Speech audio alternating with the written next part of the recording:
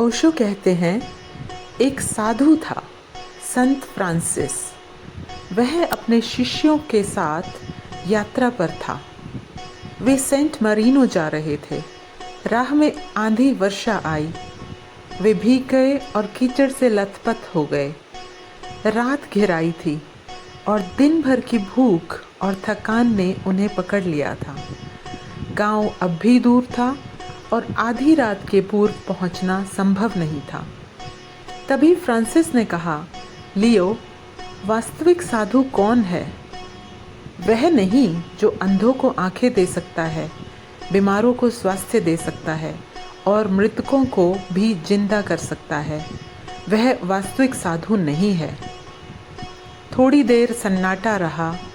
फिर फ्रांसिस ने कहा, लियो, वास्तविक साधु वह भी नहीं है जो पशुओं और पौधों और पत्थरों की भाषा समझ ले।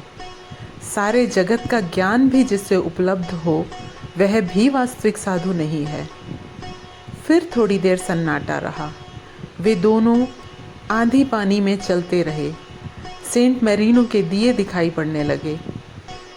संत फ्रांसिस ने फिर कहा, और वह भी वास्तविक साधु नहीं है जिसने अपना सब कुछ त्याग दिया है। अब लियो से रहा न जा सका। उसने पूछा, फिर वास्तविक साधु कौन है? संत फ्रांसिस ने कहा, हम मेरीनो पहुंचने को हैं। सराय के बाहर द्वार को हम खटखटाएंगे। द्वारपाल पूछेगा, कौन हो?